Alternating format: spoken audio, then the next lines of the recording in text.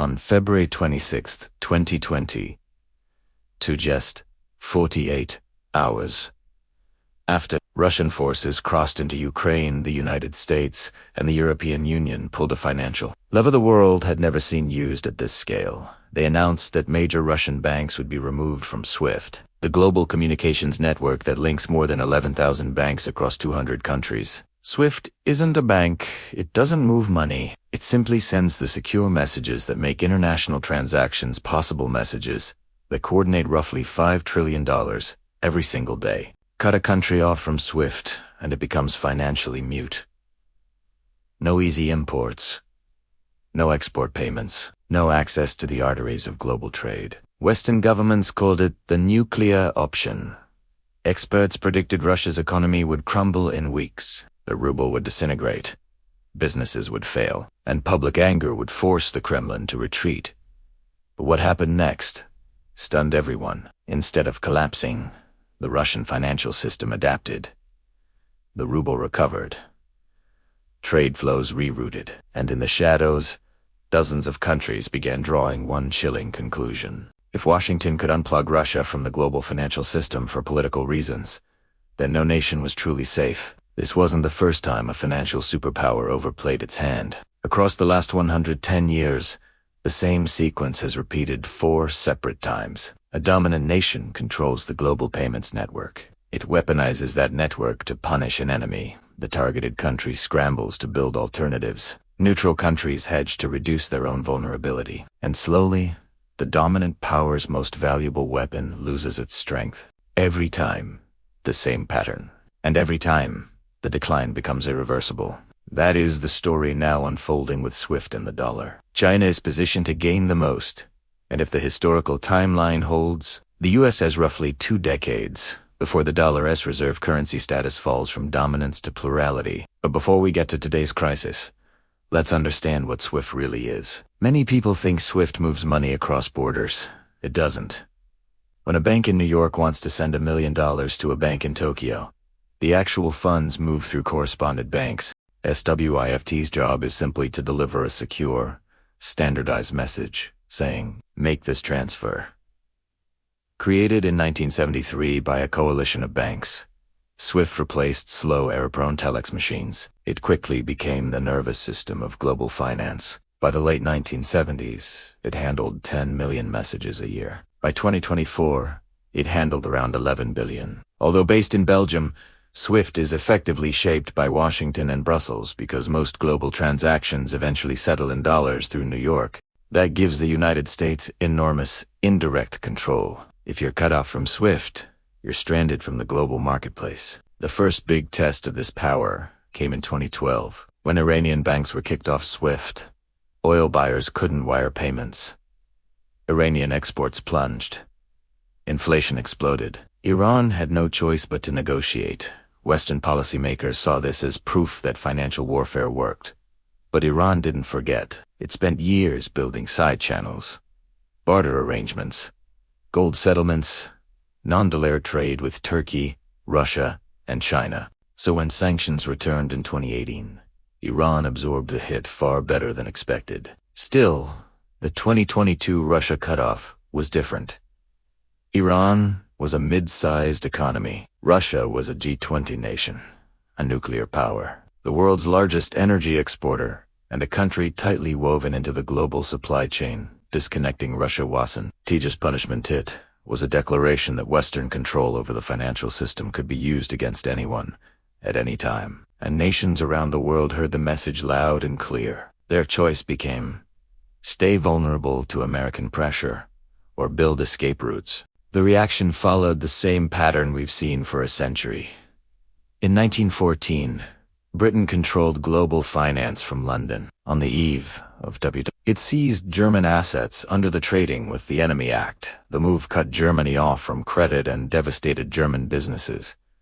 But neutral nations were terrified. If Britain could seize German assets, what stopped them from seizing anyone's? Within a decade, more and more countries shifted their reserves away from London into New York, Paris, and gold. Britain had won the battle, but undermined its own empire. By 1944, the dollar replaced the pound as the world's reserve currency. The US repeated Britain's mistake in 1979, when Iranian revolutionaries took Americans hostage. President Carter froze $12 billion of Iran's assets with a signature. He succeeded tactically. Hostages were released, but strategically. It alerted the entire Middle East that their dollar reserves were one executive order away from seizure. OPEC began diversifying. The dollar's long decline began, and then came 2014. When Russia annexed Crimea, Washington imposed targeted sanctions. Not a full, swift cutoff, but enough pressure to send a warning. Russia interpreted that warning as a time bomb for 8 years. The Kremlin fortified its financial defenses, dumping U.S. treasuries, doubling its gold reserves, crafting its own SWIFT-like system, and signing non-dollar trade agreements with China and India. So when 2022 arrived, Russia wasn't blindsided. It was prepared. The West unleashed its most powerful weapon. The ruble collapsed within days. Russian markets froze. Analysts predicted catastrophe. Yet within months, the ruble rebounded. Russia forced energy buyers to pay in rubles. It pushed oil to Asia. It used China's CIPS system for trade settlements. By 2023, Russia's GDP growth outpaced much of Europe, but the real fallout wasn't inside Russia.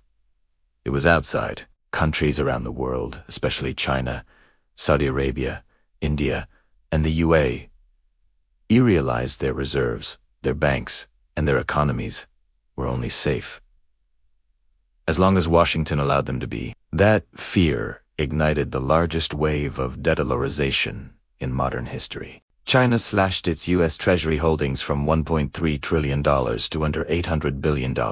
It accelerated gold purchases, expanded CIPS from $300 billion in value to more than $500 billion, and promoted yuan-based oil contracts with the Middle East. Saudi Arabia, a pillar of the petrodollar system, began accepting yuan for crude and joined BRICS. India and the UAE began settling trade in rupees and dirham. Brazil, Argentina, and several ASEAN nations started exploring shared or regional settlement systems. Even U.S. allies hedged their bets. The EU's Instex system, originally created to bypass Iran sanctions, became a symbol of European desire to reduce dependency on the US-centric system. And then the fifth stage began. The weapon lost power. Dollar dominance didn't disappear, but it stopped being absolute. The dollar's share of global reserves fell from 71% in 1999 to 58% in 2024, and the pace of decline accelerated sharply in the last 2 years. Dollar-based trade settlements dropped from 73% in 2022 to around 58% by 2024. CIPS message volume surged 50% in a single year. Russia shifted 40% of its trade outside the dollar-euro system. Central banks bought more than 1,000 tons of gold per year, 3 years in a row, the fastest accumulation since the 1970s. The petrodollar monopoly broke. Once that happens, the structure holding dollar supremacy together begins to unravel. Look at history. When Britain weaponized its financial system in 1914, it lost reserve status by 1940 for about 30 years. Apply that pattern to the United States. The US weaponized SWIFT at full strength in 2022, but the world today moves faster than the early 20th century. Digital payment systems scale in months, not decades. Alternatives already exist. If the pattern holds, the dollar's era of unquestioned dominance could end somewhere between 2037 and 2047. That doesn't mean the dollar disappears. It means it becomes one of several major currencies rather than the anchor of the world. A multipolar currency world, and the consequences for America are enormous. With less foreign demand for dollars and U.S. treasuries, Washington can no longer finance huge deficits at low interest rates. The privilege of printing the world's reserve currency, the privilege that lets the U.S. import more than it exports, begins to fade. Inflation becomes harder to control. The standard of living must adjust.